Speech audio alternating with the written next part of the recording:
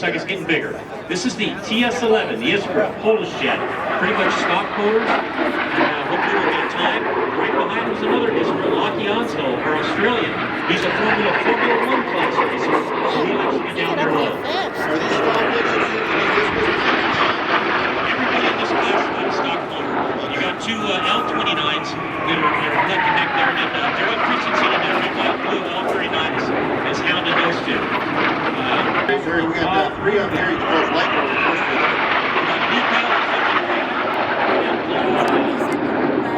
Johnny Cookshorn, the other Australian, 32, with the silver-colored L29s. And then Daryl Christian in that red, white, blue L39 is just right on him.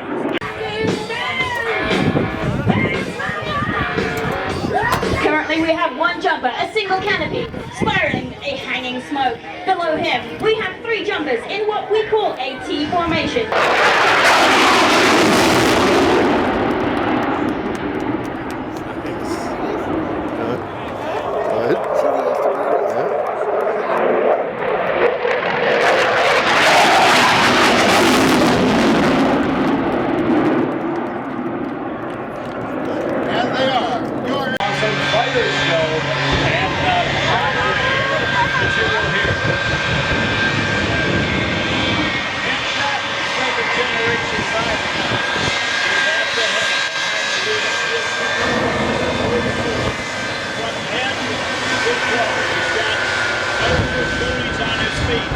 Crash equipment, a multi-set of harnesses, because he'll be pushed back into his seat 3 times the force of gravity, but then when he slows down after 350 miles per hour, out come the drogue chutes. Bruce Scott Drager, engine tech Chuck Board, paint and body by Aaron Kilby, body finish by Brian Tabor.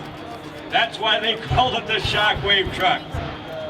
Afterburning jet engines, chassis of aircraft chrome moly tubing, wheels by Alcoa, tires by Michelin. Parachutes, they have 2 drogue chutes, 16 feet in diameter.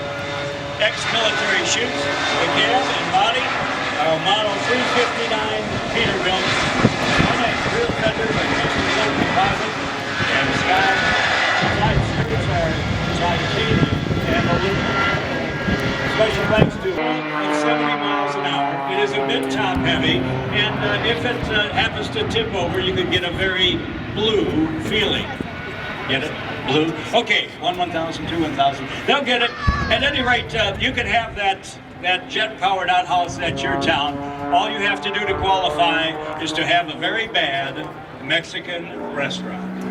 And you've got the propulsion for that. All right, now we've got the Breitling Challenge. It is David Martin with 325 horsepower that's going to square off against Kent Shockley. He's got 36,000 horsepower. We've got to handicap this race. So here's how we're going to do the Breitling Challenge. David Martin will come diving over the top of Kent Shockley. Once Kent Shockley sees yellow and the word Breitling on the bottom of David's airplane, only then can he unleash 36,000 horsepower. You will not hear or see tires squealing.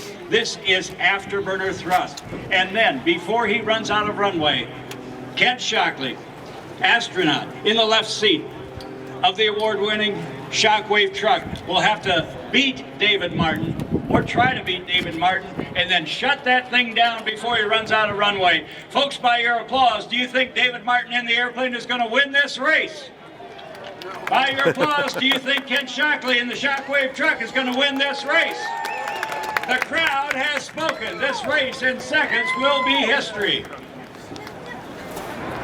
All right, unleashing 36,000 horsepower, it looks like David Martin may have the advantage, but here comes Scott. Here comes Kent Shockley. He got by him with a drogue shootout. Past the start-finish pylon, he will not dare to touch those brakes until he...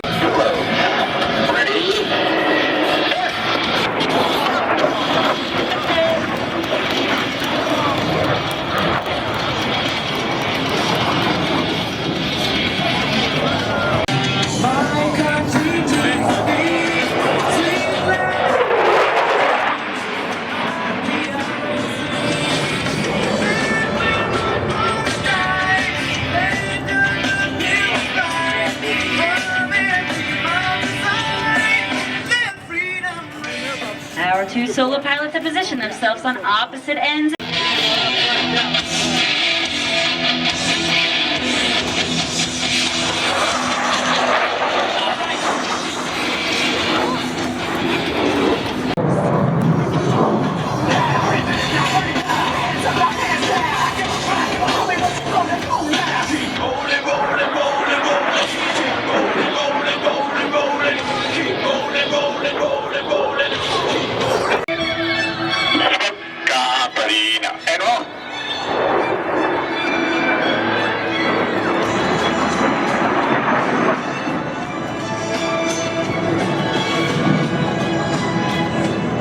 As we fly for you today, we are proud. In the night sky like shooting stars.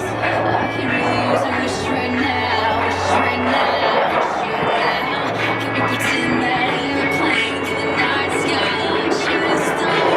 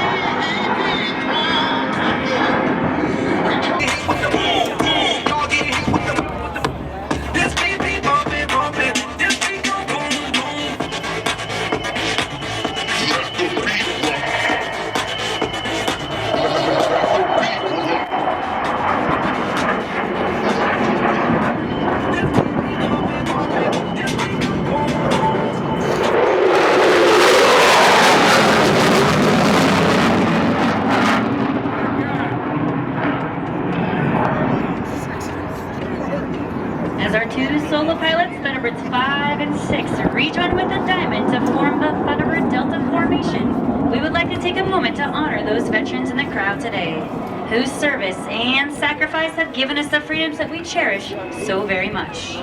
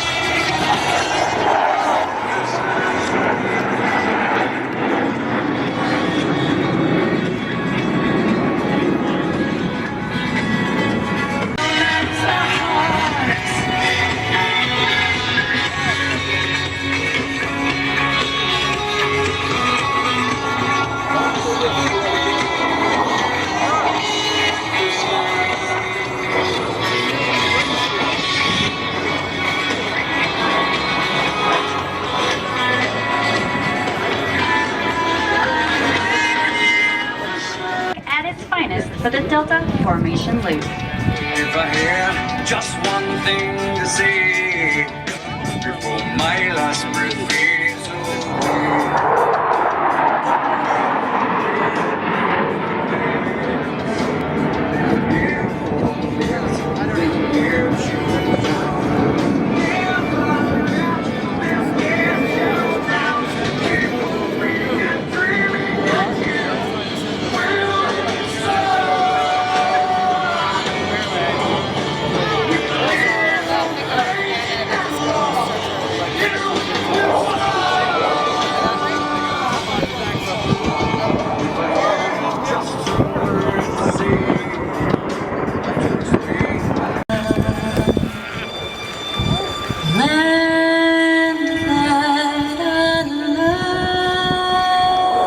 notes this morning in our briefing.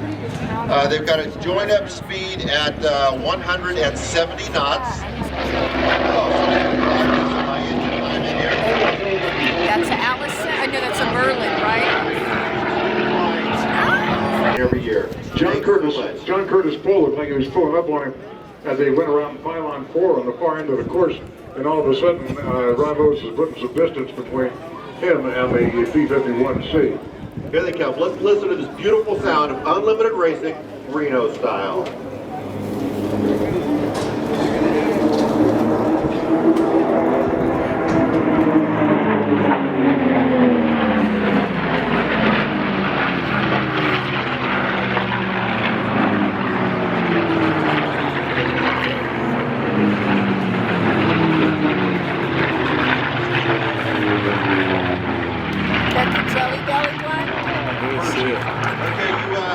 Race veterans understand what that means when a plane pulls up. Paul currently has a lead, but he's got the D models chewing up behind him.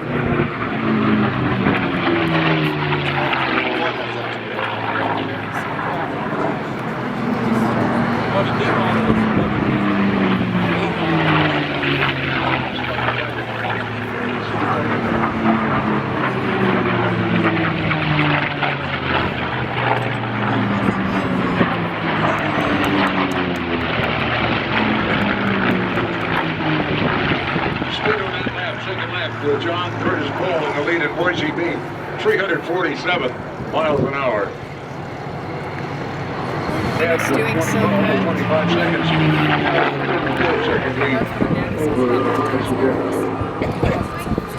Here's our race right here. Fight for the tail end. Look at all three of these headlines coming here. Yeah, everybody doesn't want to finish the last. That's what it is. Oh, right at the end. Robert Patterson and Lady Joe overtook John Maloney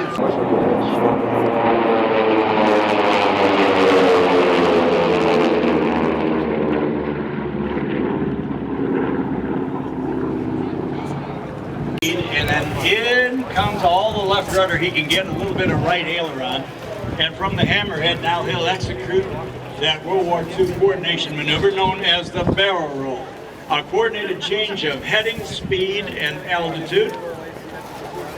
As the nose comes up, we'll watch for the heading to change, the altitude to change. Working off the deck, getting that last few knots of speed through ground effect. Changing the altitude, changing the direction, and then starting on the same cardinal heading at the same target altitude. Now, to conserve energy, which is speed in relation to this weight, and the demon density altitude that we talked about for the racers and the airshow pilots, that is the fact that at these altitudes, at these temperatures, Mother Nature takes a lot of the strength away from your engine and a lot of lift away from your wing. 300 horsepower engine, 3-bladed propeller, it is fuel injected, you know all the rest, as he sets up for the 8-point hesitation roll, taking the family sedan and stopping every 45 degrees of rotation. One of the things that Jim says about flying the airplane is the joy of going to the air show and then back home again, especially with lifting up the nose, this time stopping at knife edge, upside down, back to knife edge, and back to right side up position.